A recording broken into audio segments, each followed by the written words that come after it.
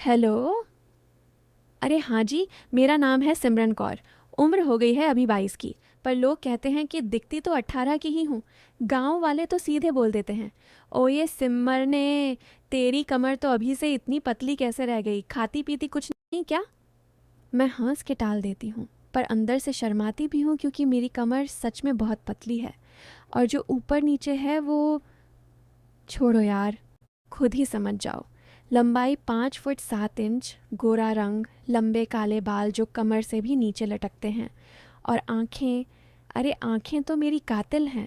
लोग कहते हैं एक बार देख लिया तो नींद नहीं आती रात को। मैं खुद को आईने में देखती हूँ तो सोचती हूँ भगवान ने थोड़ा ज़्यादा ही मेहरबान हो गया मुझ पर मैं पंजाबन हूँ जी, सरदारनी, तो थोड़ी सी हट्टी कट्टी भी हूँ। मतलब जहाँ होना चाहिए वहाँ पूरा भरा हुआ है। बस इतना ही बताऊंगी अभी, बाकी तुम खुद देखते रहना कहानी में। मैं अपने गांव में ही रहती हूँ। हमारा घर खेतों के बीचों बीच है। चारों तरफ सरसों के पीले पीले फूल। जापा जी ट्रैक्टर चलाते हैं, मम्मी जी घर और गाय भैंस संभालती हैं, और मैं अभी बीए कर रही हूँ। घर से 10 किलोमीटर दूर कॉलेज जाती हूँ। कॉलेज बस से जाती हूँ, पर लौटती कभी कभी देर हो जाती है तो रिक्शे में। अब सुनो, असली बात शुरू होती है यहाँ से। एक दिन मैं कॉलेज से लौट रही थी। शाम के 7 बज चुके थे। नवंबर का महीना था। हल्की हल्की ठंड शुरू हो गई थी। मैंने लाल रंग की सूट पहना हुआ था, दुपट्टा हल्का सा सर पर डाला था, पर हवा के झोंके से बार बार उड़ जाता था। रास्ते में बस स्टॉप पर खड़ी थी। बस नहीं आ रही थी। तभी एक चाचा जी आए। हमारे गांव के ही थे। नाम था मंगल सिंह। उम्र कोई 50 के आसपास। मोटा सा बदन, दाढ़ी पूरी सफ़ेद, पर आंखें, अरे आंखें बड़ी शरारती थीं हमेशा से। वो मेरे पास आए और बोले, ओए सिमरन, इतनी रात को अकेली खड़ी है, बस नहीं डर लगता? मैंने हंस के कहा, चाचा जी, डर तो बस आप जैसे लोगों से लगता है। वो हंसे ज़ोर से। अरे पगली, चाचा हूँ तेरा, क्या कर लूँगा? मैंने कहा, चाचा आप तो सरदार हो, सरदारों का दिल बड़ा होता है, पर नज़रें छोटी छोटी होती हैं। वो फिर हंसे, पर इस बार हंसी में कुछ और था। बोले, चल मैं छोड़ देता हूँ, मेरी बाइक खड़ी है। मैंने पहले तो मना किया, पर बस फिर भी नहीं आई तो बैठ गई पीछे। अब बाइक पर बैठी तो दुपट्टा फिर उड़ने लगा। मैंने उसे कमर पर लपेट लिया। मंगल चाचा ने पीछे मुड़ के देखा और बोले, ओ ये कमर तो तेरी बहुत पतली है, वे हाथ लगाऊं तो टूट ना जाए? मैंने झट से कहा, चाचा हाथ तो दूर, नज़र भी मत लगाना, टूट जाएगी तो आप ही जोड़ोगे। वो हंसे और बाइक आगे बढ़ा दी। रास्ते में वो धीरे धीरे बाइक चलाने लगे, जैसे जानबूझ के। मैंने पूछा, चाचा आज बाइक इतनी धीमी क्यों? वो बोले, अरे सिमर ने, सड़क ख़राब है, उछाल बहुत लग रही है, तेरी मतलब तेरे को तकलीफ़ ना हो जाएगी। मैं समझ गई थी कि बात कहाँ घुमा रहे हैं, पर चुप रही। घर के पास पहुँचे तो वो बोले, अंदर तक छोड़ दूँ? मैंने कहा, नहीं चाचा, यहीं ठीक है। पर वो बाइक घर के अंदर वाले रास्ते पर ले गए, जहाँ हमारा पुराना कुआं है। चारों तरफ दीवारें हैं, अंदर कोई नहीं आता। बाइक रोकी और बोले, पानी पी ले, गला सूख रहा होगा। मैं उतरी, पर मन में हल्का सा डर सा लगा।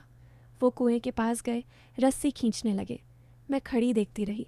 बाल्टी ऊपर आई, ठंडा ठंडा पानी। वो बोले, पी ले, बहुत ठंडा है, तुझे पसंद आएगा। मैंने बाल्टी से हाथ डाल के पानी पिया। ठंडक सी हुई सीने में। तभी हवा का एक तेज़ झोंका आया और मेरा दुपट्टा उड़ के कुएं में गिर गया। अब दुपट्टा कुएं में था और मैं बिना दुपट्टे के, लाल सूट में। कमीज़ थोड़ी टाइट थी, ठंड से थोड़ा सिकुड़ गई थी। मंगल चाचा ने देखा और बोले, अरे ये तो गड़बड़ हो गई। अब? मैंने कहा, चाचा आप रस्सी डाल के निकाल दो ना। वो मुस्कुराए और बोले, रस्सी तो एक ही है वे, या तो बाल्टी ऊपर या दुपट्टा, दोनों एक साथ नहीं। मैंने कहा, तो बाल्टी नीचे छोड़ दो, दुपट्टा निकाल लो।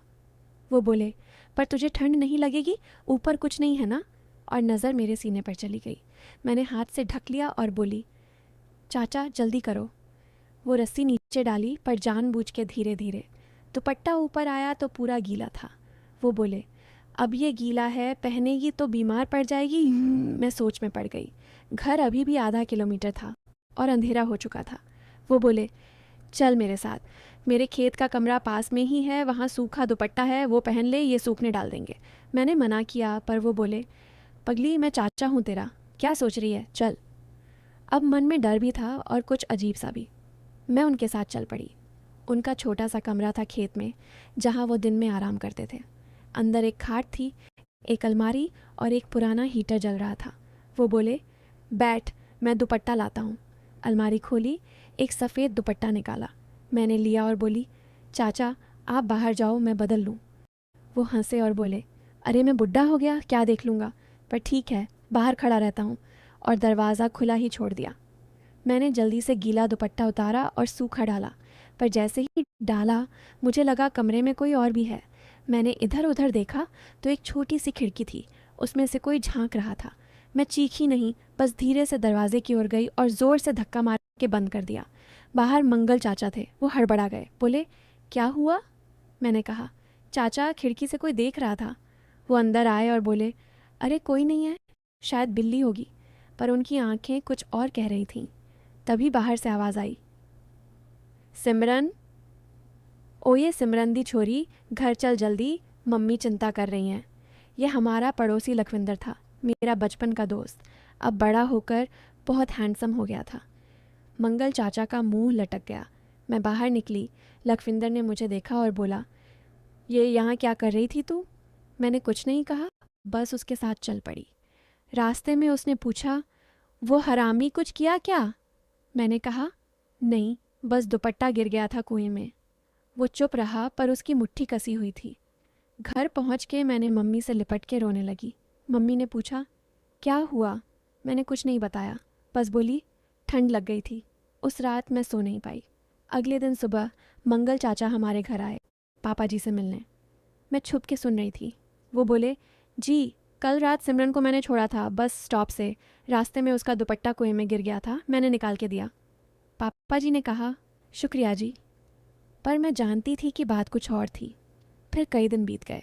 मैं कॉलेज जाती लौटती, पर अब बस का इंतज़ार नहीं करती थी। लखविंदर मुझे लेने आता। एक दिन उसने कहा, सिमरन, मंगल चाचा कल रात खेत के कमरे में किसी औरत के साथ था, मैंने खुद देखा। मैं चौंक गई। बोली, कौन थी? वो बोला, पता नहीं, पर वो मतलब बहुत कुछ हो रहा था। मैं चुप हो गई। धीरे धीरे गांव में बात फैलने लगी कि मंगल सिंह का उस कमरे में कुछ गलत चल रहा है।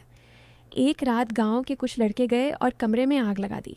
मंगल चाचा बच गए, पर कमरा जल गया। अगले दिन वो गांव छोड़ के चले गए, कोई नहीं जानता कहाँ गए। और मैं आज भी उसी गांव में हूँ। लखविंदर अब मुझसे रोज़ मिलता है। वो कहता है, सिमरन, एक दिन मैं तुझे यहाँ से ले जाऊँगा कहीं दूर। मैं हंसती हूँ और कहती हूँ, ले जाइयो, पर पहले ये बता, उस रात तू खिड़की से झांक रहा था ना? वो शर्मा जाता है और कहता है, बस तुझे बचाने आया था। मैं उसका हाथ पकड़ लेती हूँ और कहती हूँ, अच्छा किया जो आया था। बस यही है मेरी कहानी। कुछ लोग इसे सुन के गलत सोचेंगे, कुछ सही, पर मुझे पता है कि सच क्या है। और अब जब भी मैं उस पुराने कुएं के पास से गुजरती हूँ तो दुपट्टा अच्छे से कस लेती हूँ। हवा फिर भी उड़ाती है उसे, पर अब मैं उसे जाने नहीं देती। जो समझ गए वो सही समझे। बाकी अगली कहानी में मिलते हैं।